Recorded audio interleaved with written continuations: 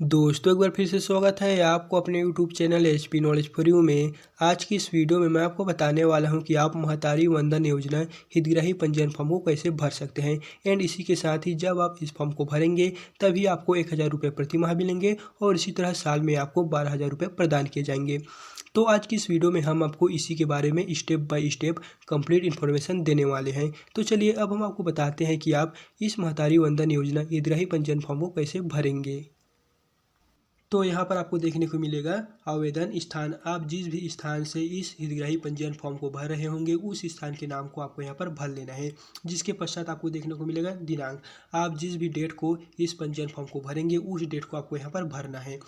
जिसके पश्चात आपको यहाँ पर राइट कॉर्नर में देखने को मिलेगा स्वसत्यापित फोटो, यानी कि यहाँ पर आपका एक स्वयं का फोटो लगा देना है और उसी फोटो पर आपको अपना एक सिग्नेचर भी डाल देना है। जो इस पर और इस पर दोनों के बीचों बीच में वह आपका जो सिग्नेचर होगा वो आना चाहिए। जिसके पश्चात आपको यहाँ पर व्यक्तिगत जानकारी में देखने को मिलेगा आवेदिका का प्रकार। अगर आप विवाहित हैं तो आपको विवाहित पर टिक लगाना है, अगर आप विधवा हैं तो आपको इस पर टिक लगाना है, और अगर आप परित्यक्ता है तो आपको इस पर टिक लगाना है, और अगर आप तलाकशुदा है तो आपको तलाकशुदा वाले ऑप्शन पर टिक लगाना है। आप जिस भी यहाँ से आते हैं उस पर आपको टिक लगा देना है। जिसके पश्चात आपको सेकंड नंबर के ऑप्शन में देखने को मिलेगा आवेदिका का नाम आधार कार्ड के अनुसार, यानी कि आवेदिका का जो भी नाम होगा उसके नाम को यहाँ पर आपको भर लेना है। उसको आपको यहाँ पर आधार कार्ड के अनुसार ही भरना है, यानी कि आधार कार्ड में आपका नाम जैसा भी होगा वैसे आपको यहाँ पर नाम को एंटर कर लेना है। जिसके पश्चात आपको तीसरे नंबर पे देखने को मिलेगा पति का नाम। आवेदिका के जो भी पति का नाम होगा उसको आपको यहाँ पर भर लेना है। जिसके पश्चात आपको फोर्थ नंबर पे देखने को मिलेगा आवेदिका के पिता का नाम, यानी कि आवेदिका के पिता का जो भी नाम होगा उसके नाम को आपको यहाँ पर भर लेना है। जिसके पश्चात आपको फिफ्थ नंबर पे देखने को मिलेगा आवेदक की जन्मतिथि। आवेदक की जन्मतिथि आधार कार्ड के अनुसार जो भी होगा उसको आपको यहाँ पर भर देना है। जिसके पश्चात आपको छठवें नंबर पे देखने को मिलेगा जन्म तिथि के सत्यापन हेतु संलग्न दस्तावेज का विवरण। दस्तावेज जो संलग्न हो उस पर टिक लगाए। यदि आपके पास जन्म प्रमाण पत्र है तो आपको इस वाले ऑप्शन पे टिक लगाना है, और यदि आपके पास पैन कार्ड, मतदाता परिचय पत्र, 10वीं की अंक सूची, साला दाखिला खारिज प्रमाण पत्र, ड्राइविंग लाइसेंस, इन सभी में से अगर आपके पास किसी भी एक चीज़ है तो आपको इनमें से किसी भी एक पर टिक लगा देना है। अगर आप यहाँ पर जाति पर जन्म प्रमाण पत्र देना चाहते हैं तो आप जन्म प्रमाण पत्र पर टिक लगा देना है। इस तरह आप यहाँ पर जो भी दस्तावेज सत्यापित कर रहे हैं उसको आपको यहाँ पर टिक लगा देना है। जिसके पश्चात आपको सातवें नंबर पे देखने को मिलेगा आवेदिका की जाति। आपका जो भी जाति होगा उसको आपको यहाँ पर भर लेना है। उसके पश्चात आपको देखने को मिलेगा वर्ग। आप जिस भी वर्ग से आते हैं उस वर्ग को आपको यहाँ पर भरना है, यानी कि अगर आप ओबीसी से आते हैं तो आपको अन्य अन्य पिछड़ा वर्ग, एससी एसटी, या फिर दोस्तों आप जिस भी वर्ग से बिलोंग करते हैं उसको आपको यहाँ पर अनुसूचित जाति, अनुसूचित जनजाति, इस तरह आपको यहाँ पर भर लेना है। जिसके पश्चात आपको आठवें नंबर पर देखने को मिलेगा क्या आवेदिका विशिष्ट पिछड़ी जनजाति श्रेणी की है। यदि अगर आप पिछड़ी जनजाति श्रेणी से है तो आपको यस पर टिक लगाना है, यानी यहाँ पर, और अगर आप नहीं है तो आपको नहीं पर टिक लगा देना है।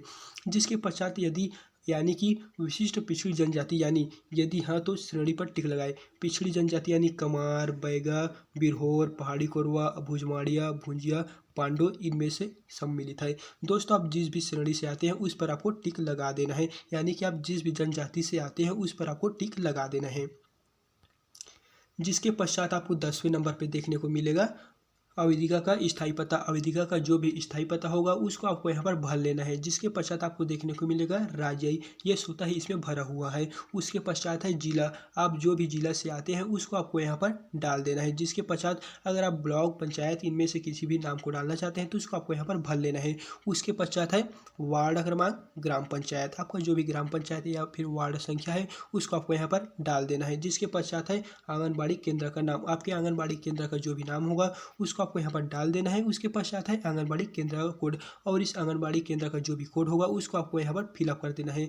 यानी कि अगर आपके आपके पास जो भी आपके आसपास जो भी आंगनबाड़ी केंद्र होगा वहाँ से जाकर आपको पता कर लेना है कि उस आंगनबाड़ी का कोड क्या है। उसके पश्चात आपको यहाँ पर उस आंगनबाड़ी कोड को भर देना है। जिसके पश्चात आपको 11वें नंबर पर देखने को मिलेगा आवेदिका का आधार कार्ड का क्रमांक संलग्न करें, यानी कि आवेदिका का जो भी आधार कार्ड होगा उसके क्रमांक को आपको यहाँ पर डाल देना है।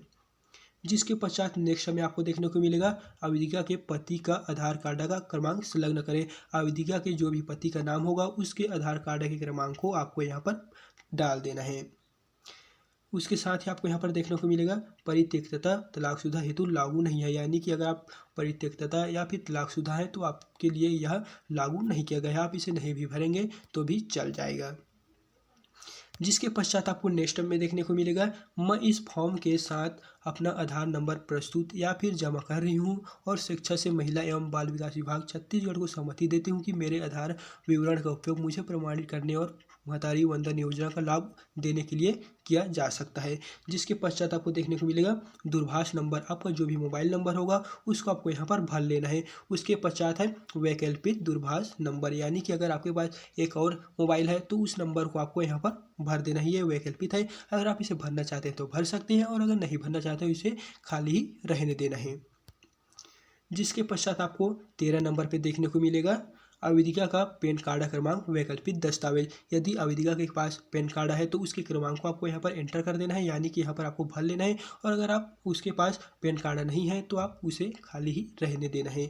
जिसके पश्चात है राशन कार्ड क्रमांक वैकल्पिक दस्तावेज। आपको आपके राशन कार्ड का जो भी राशन कार्ड का क्रमांक होगा उसको आपको यहाँ पर भर देना है। ये दोस्तों वैकल्पिक दस्तावेज है, अगर आप इसे नहीं भी भरेंगे तो भी चल जाएगा। उसके पश्चात उस राशन कार्ड में जो भी मुखिया का नाम होगा उस मुखिया के नाम को आपको यहाँ पर भर लेना है।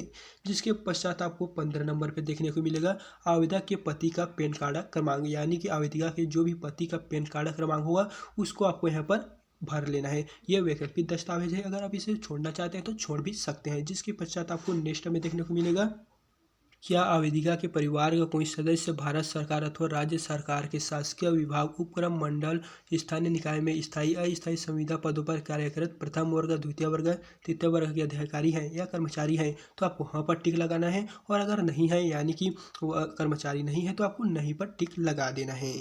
यदि इसके साथ ही आपको यहाँ पर देखने को मिलेगा, यदि नहीं तो स्वघोषित शपथ पत्र संलग्न करें। दोस्तों अगर नहीं पर अगर आप टिक लगाते हैं तो आपको एक स्वघोषित शपथ पत्र संलग्न करना होगा। और इस स्वघोषित शपथ पत्र को कैसे भरना है इसके बारे में भी हम जल्द वीडियो बनाकर अपने चैनल पे अपलोड कर देंगे। जिसके पश्चात आपको 17 नंबर पे देखने को मिलेगा,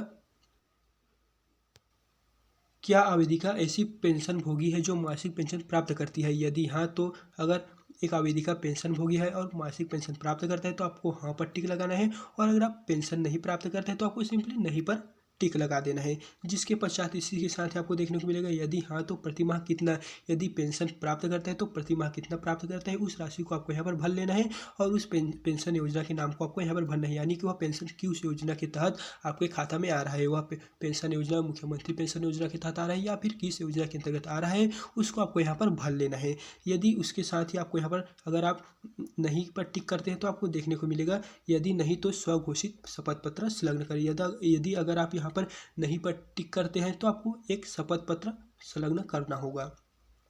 और उसी के साथ ही आपको यहाँ पर देखने को मिलेगा 18 नंबर पे, क्या आवेदिका के परिवार का कोई भी सदस्य वर्तमान अथवा भूतपूर्व सांसद, विधायक, भारत सरकार अथवा राज्य सरकार के बोर्ड, निगम, मंडल के अध्यक्ष एवं उपाध्यक्ष है?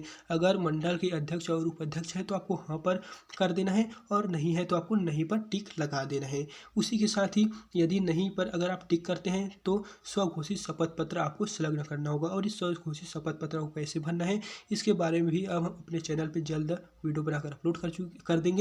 इसके लिए आपको हमारे YouTube चैनल को सब्सक्राइब करना होगा ताकि जब भी हम इसके बारे में वीडियो अपलोड करें तो इसका नोटिफिकेशन आपको सबसे पहले पहुंचे। जिसके पश्चात आपको नेक्स्ट में देखने को मिलेगा, जहां पर है क्या आवेदिका स्वयं अथवा उसका परिवार आयकर दाता है? परिवार से तात्पर्य पति, पत्नी एवं उन पर आश्रित बच्चों से है। यदि अगर आप स्वयं परिवार आयकर दाता है तो आपको हाँ पर टिक कर देना है। और अगर आप आयकर दाता नहीं है तो आपको नहीं पर टिक लगा देना है।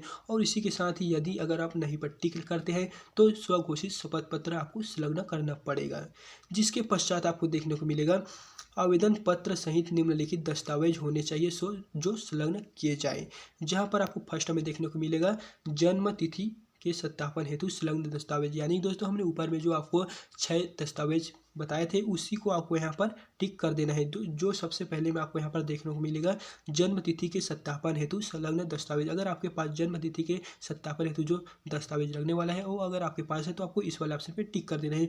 और अगर आप इस नहीं है तो आपको इसे नहीं भरना है। जिसके पश्चात सेकंड नंबर पे आपको देखने को मिलेगा,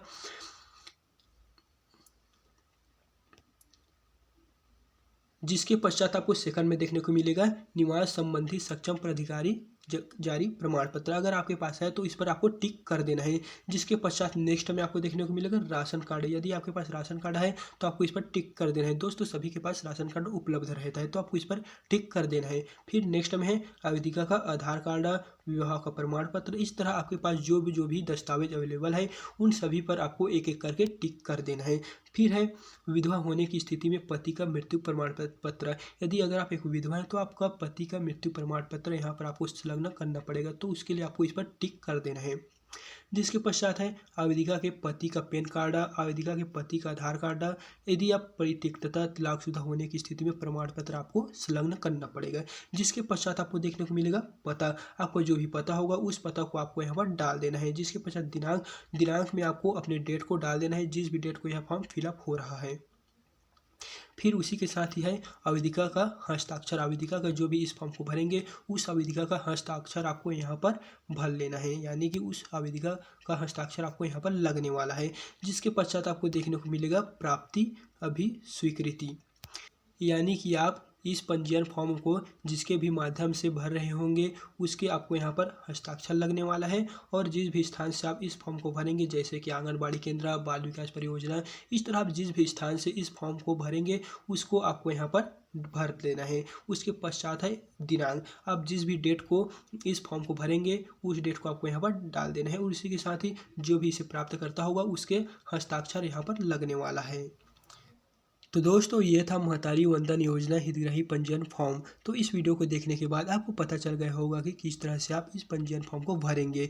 तो अगर वीडियो पसंद आए तो वीडियो को लाइक करना ना भूलें, और अगर आपको किसी भी तरह का कोई प्रॉब्लम है तो आप हमें कमेंट बॉक्स में कमेंट कर सकते हैं, हम उसका आंसर आपको जल्द से जल्द प्रोवाइड कर देंगे। तो चलिए फिर मिलते हैं इसी तरह के एक नए वीडियो के साथ।